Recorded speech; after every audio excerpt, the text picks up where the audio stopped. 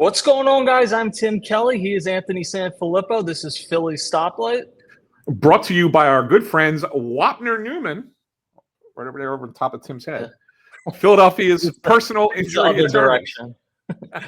In any event, there's a few items to get to. We will be at the winter meetings in Orlando next month, but right now the GM meetings are taking place in Las Vegas, and less major stuff happens there. But Dave Dombrowski did speak this week, and there's a few other items we want to get to just in general with the Phillies here. The first being Dave Dombrowski's comments to Matt Gelb of The Athletic regarding Nick Castellanos' future. He said, quote, "Sometimes a change of scenery can be beneficial for people, but we'll wait and see what happens." I think from the way that Dave Dombrowski has been so open throughout this process, this isn't a situation where it's like, well, maybe we'll get what we want. If not, we're happy to keep him. This to me is maybe they'll make a trade, and if not, they'll probably release him. Yes, I think basically Dave Dombrowski, without publicly saying it, confirmed what we've been saying for the better part of the last, month and a half, that Nick Castellanos' time with the Phillies is over. And that's why he said maybe a change of scenery is the best thing. That's him basically saying, we're going to try. We're going to try and shop him around and see if we can't get something for him, even if it's something small and inconsequential. We're going to do it. We're going to try and do that for what's right for the team and right for the player. And if nobody bites, well, then we release him and move on and go our separate ways. The interesting thing, though, Tim, and I point this out, Scott Lauber from the Inquirer, he's out at the GM meetings, and he wrote an interesting story. I don't know, it was last night, or if I read it, or this morning. The days just run together anymore. But he writes a story that the Phillies could they possibly swing something with one bad contract for another bad contract with the St. Louis Cardinals for Nolan Arenado, who has 2 years remaining on his deal, and that maybe that there's a match there because the Cardinals are looking for right-handed hitting outfielders. And Dombrowski also said in that same interview that he was talking to another general manager who said, that they're looking for a right-handed outfielder and if they're having a hard time finding one. So maybe he's putting puzzle pieces together and going the wrong direction, or maybe there's something there because Arenado had a down year as well for the Cardinals. Yeah, no offense to Scott. It's an interesting idea. It doesn't do much for me for a variety of reasons. The first being that there's nothing the Cardinals need less than another outfielder. They already have one in Jordan Walker that's like high power, can't field at all, and strikes out. So I don't think that they're fit for Castellanos. I also, as much as you don't want to just eat 20 million, or even if it's 15 million, I don't really get the value of saying, all right, we're not going to eat that, but we're going to take on a bad contract that is 2 years left by offloading a bad contract that is 1 year left. I kind of think you take your lumps on this one.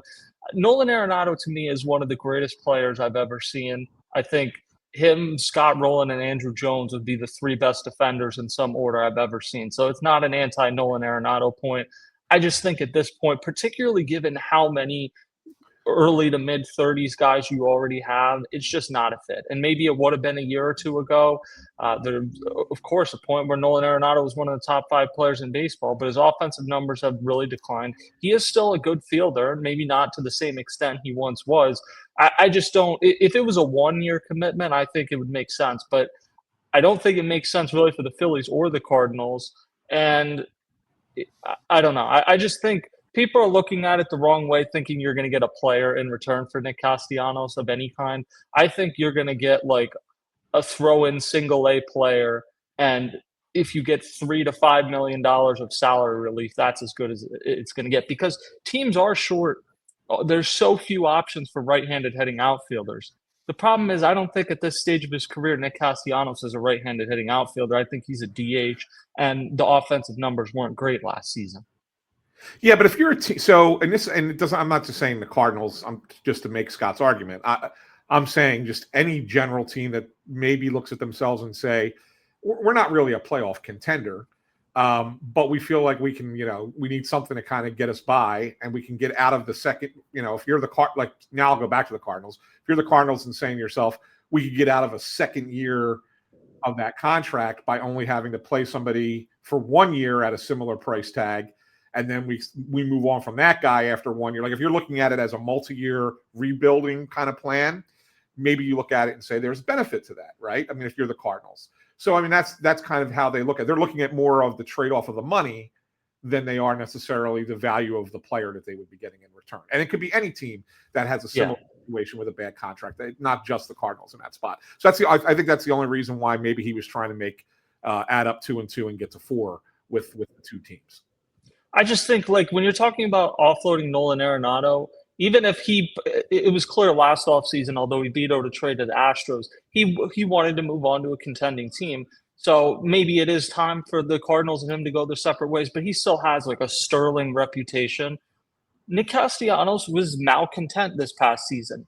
He's going to be 34. His best fit is as a DH, but you're not sure whether he's bought into being a DH.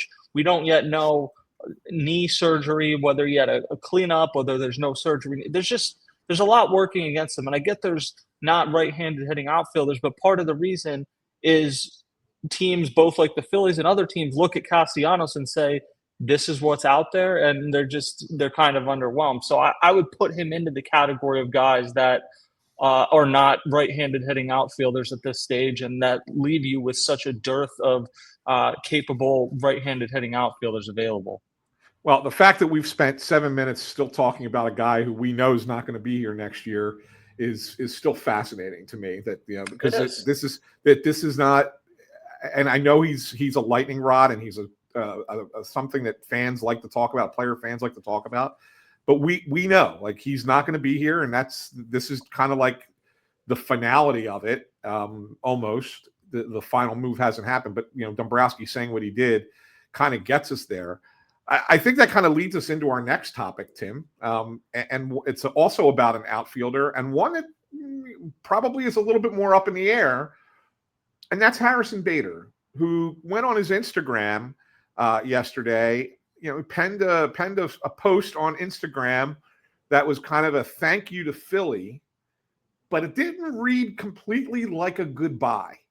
It almost read like, I love it here, and maybe there's a chance down the road that we'll talk again soon. But just want to kind of let you know that I like it there and I loved it there in my 2.5 months. What do you make of it? Do you think that there's more to it than that, or do you think it serves as a goodbye?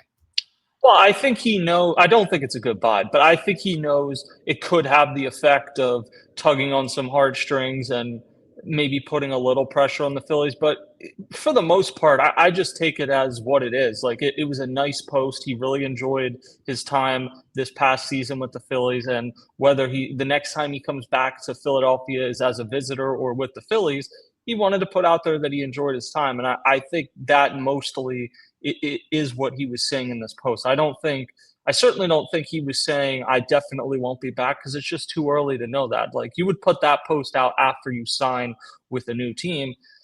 This is a guy, though, that, and we talked about this in our mailbag today on OnPattison, that is basically a mercenary. And listening to him talk, he talked with Ty Daubert and myself after the Phillies were eliminated from the playoffs. And he did express how much he enjoyed playing here and felt like he fit in because this is a winning clubhouse. But he also said something to the effect of, the culture of winning baseball kind of travels wherever you go. And that's a mindset you have to have when you've played for as many different teams as he has in recent years. And I just think you get to a certain point. A lot of times relievers reach this in their career, but an outfielder like him who's had inconsistent offensive production, but is well regarded, I will say brought an edge to the Phillies that they needed, is certainly has always been a good defender. There's always going to be a job for you, but it's maybe not particularly common that you spend more than a year or two at one specific place. So I think he's eyes wide open and has kind of embraced that in his career. And while he would like to be back in Philly, I think he's going to go wherever he gets the best offer to play. And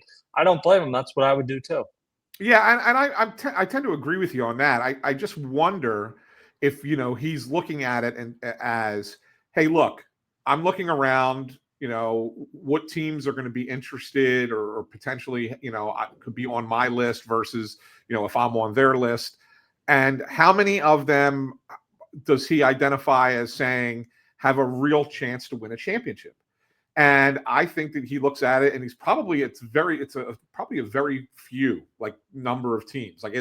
There may be teams interested in signing Harrison Bader, kind of like the Twins were a year ago, that maybe aren't up to snuff. And, he looks at it and says, if I could be somewhere where I can win and get the money, have his cake and eat it too, then that would be the most preferred thing.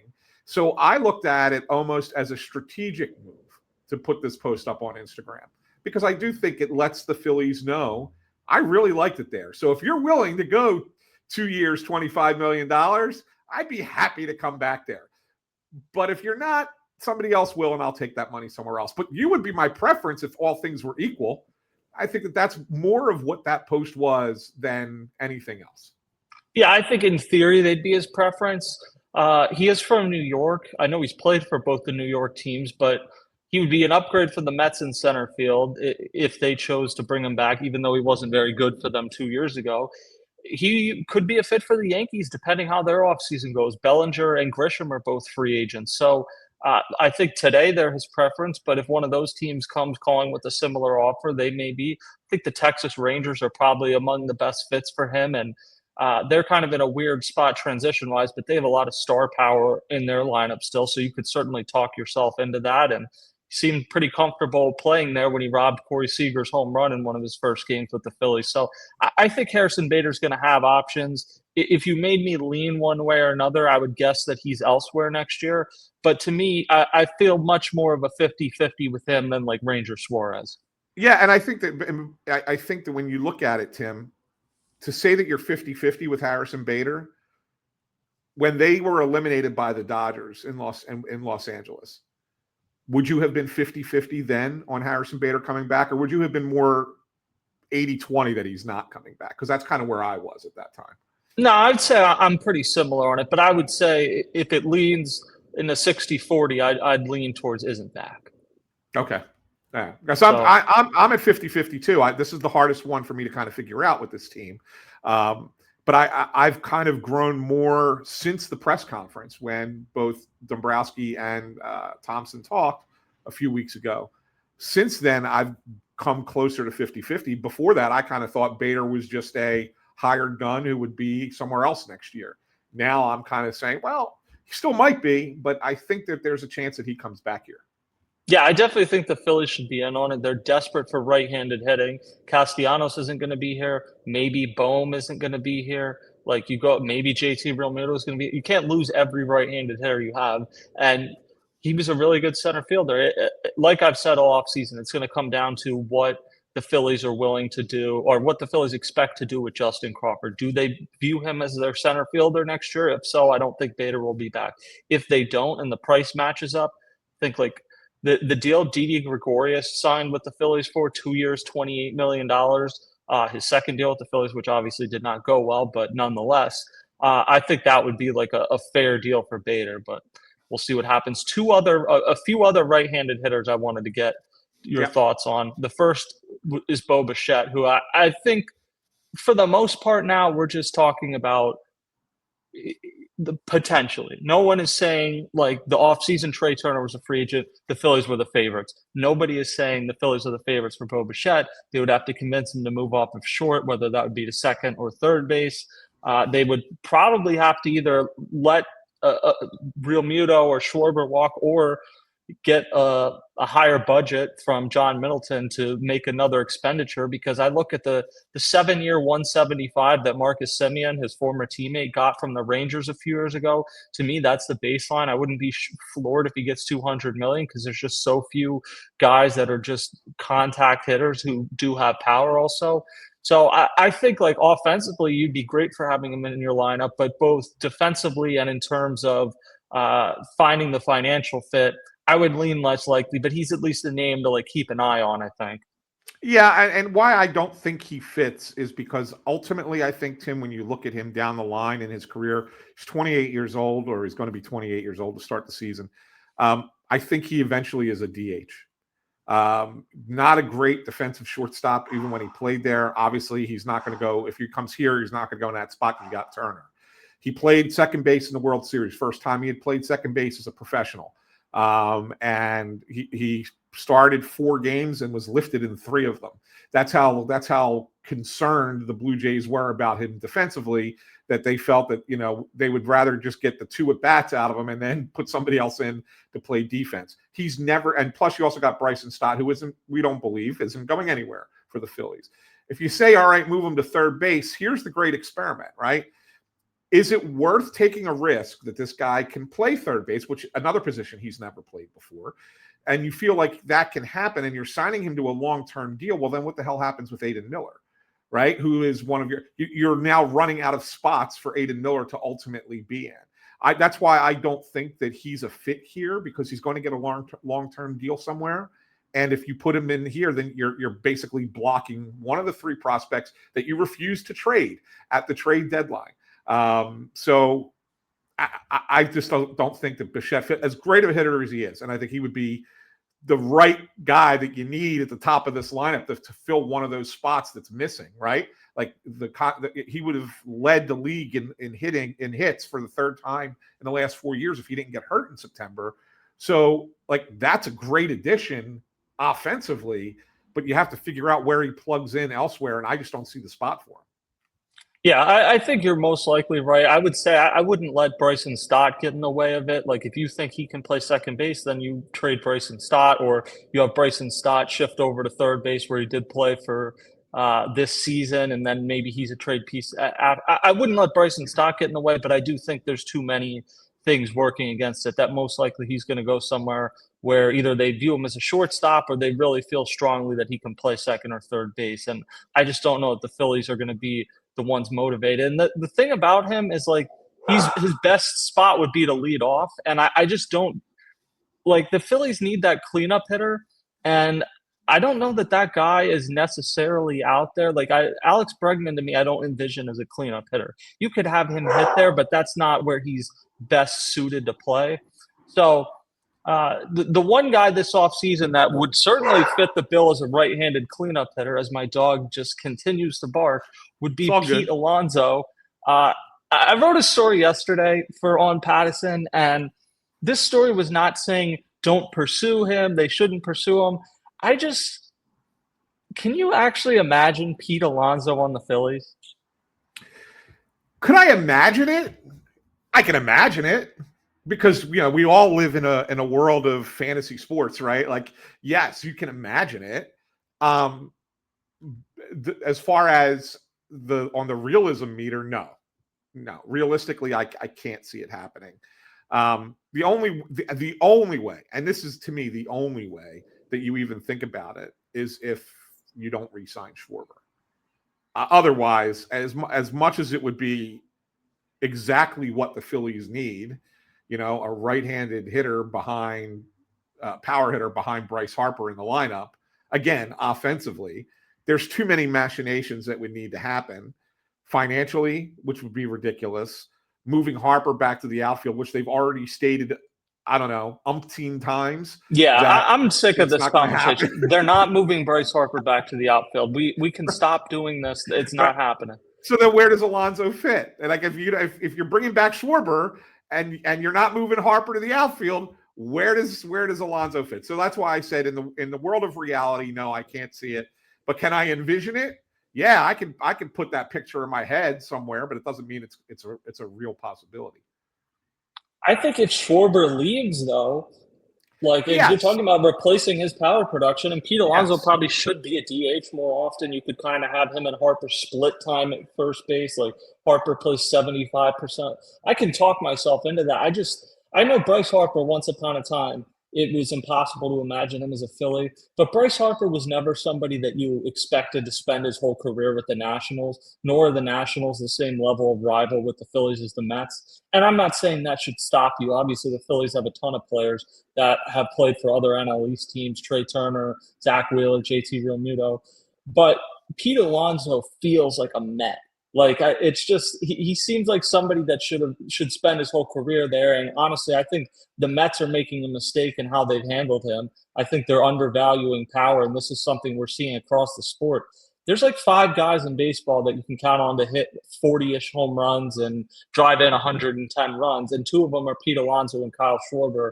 And I just think we've seen it not that dissimilar to how it is with the running backs in the NFL. You've seen them undervalued, and it's a mistake because watching Kyle Schwarber the last few years, that's an irreplaceable part of the lineup. And I feel the same way about Pete Alonso. Coming into this season, if you asked me who was a better player, I would have said Pete Alonso. Now, Kyle Schwarber has taken that mantle from him, but would it shock me in a year if Pete Alonso is back considered as a better overall player than Kyle Schwarber? No, it wouldn't. And I would say if you gave me the choice between Alex Bregman for 5 years or Pete Alonso for 5 years, I would lean Pete Alonso.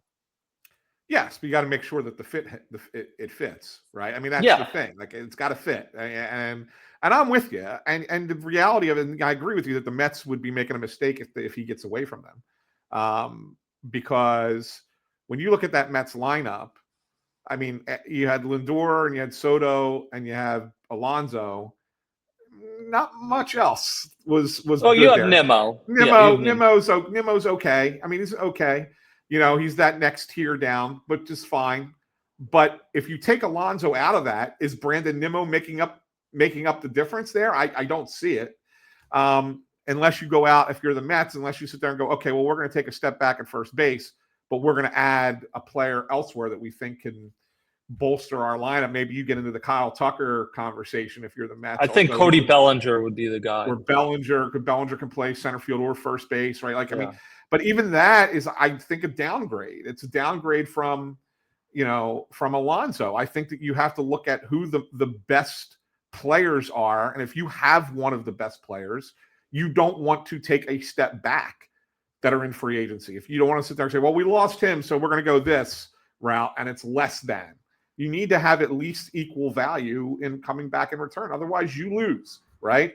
And so I would think that the Mets would lose if Pete Alonso went and signed somewhere else. Well, and that's one of the things I think of. In the event Kyle Schwarber leaves, which I do not expect to happen, but in the event he does, I would struggle to just say replace him with Alex Bregman. Because I just have concerns about Alex Bregman has spent his career hitting in whatever Minute Maid Park is called now and Fenway Park, which are 2 super advantageous spots for right-handed hitters to hit at. So you have to factor that in.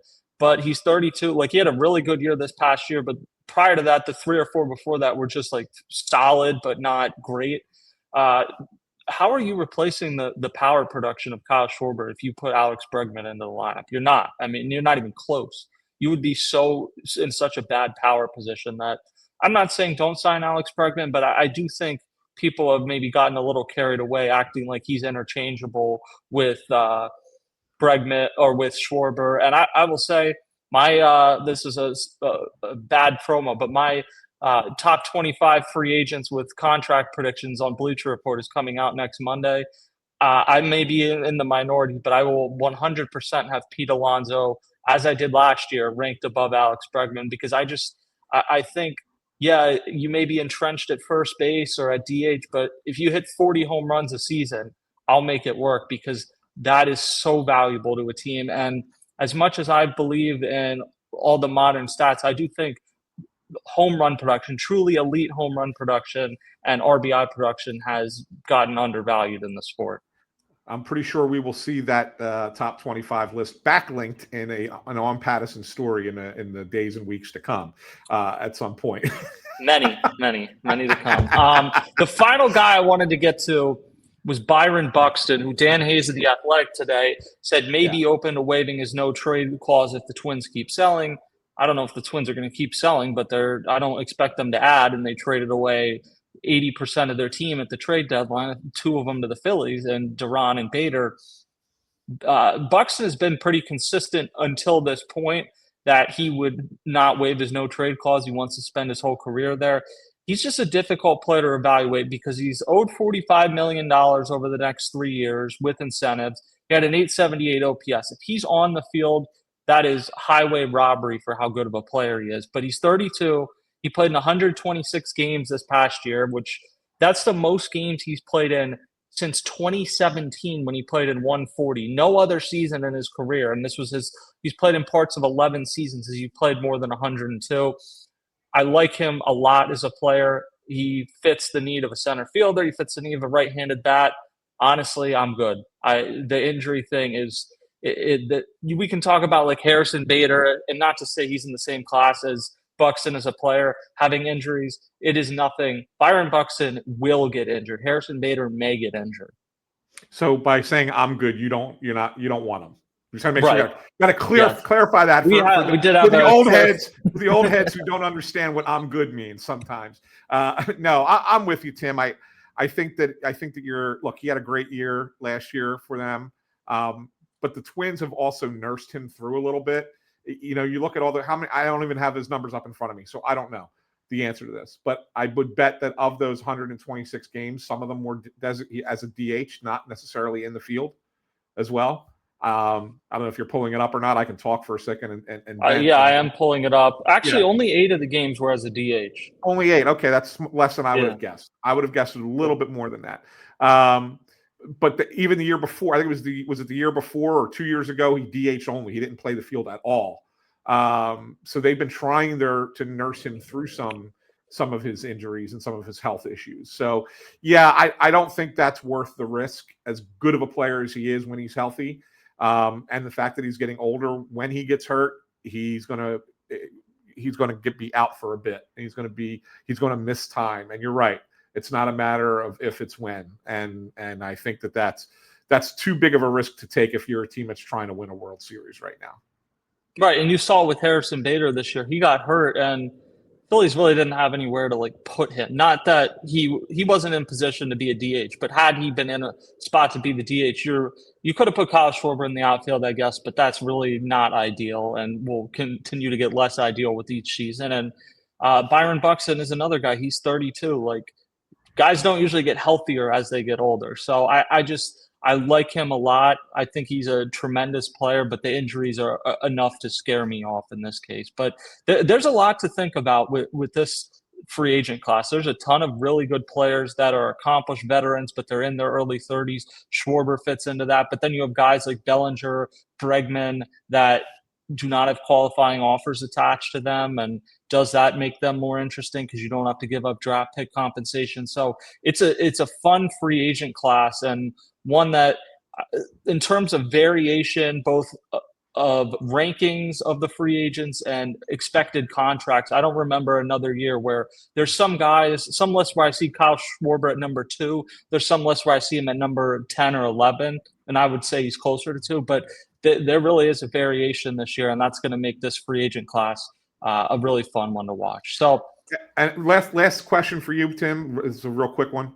I know we're only a week into free agency, and not, baseball is different than every other sport in the sense that, usually you don't get that big flurry right at the beginning of free agency. It usually happens later on in the off season, which is different than every other sport. But are you thinking that this is going to be a faster moving off season as far as the free agents coming off the board, or do you think a number of names will hang in there and still be available as we get into February and maybe even approaching the start of spring training?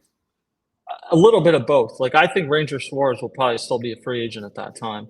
I don't think Kyle Schwarber, and probably not JT Realmuto, because you can't wait for them and get stuck with nothing. So I think, I don't know what the exact date is, but like I wouldn't expect it to go beyond the new year, if not sooner than that. Like I think the Phillies need to know, and we'll see what happens. I think there will be other teams. Maybe the Red Sox would be the one that scares me, that they want to know early on, is it worth kind of pushing the chips in for Schwarber, or do they pivot to Alonso or somebody else because they need a cleanup hitter or circle back to Alex Bregman? So I just think there's too much at stake with some of these guys for them to be out on the market very long. So I think the position players / hitters will go quickly. Some of the starters, Imanaga, Zach Gallen, Dylan Cease, maybe they linger a little bit longer because there's some uncertainty.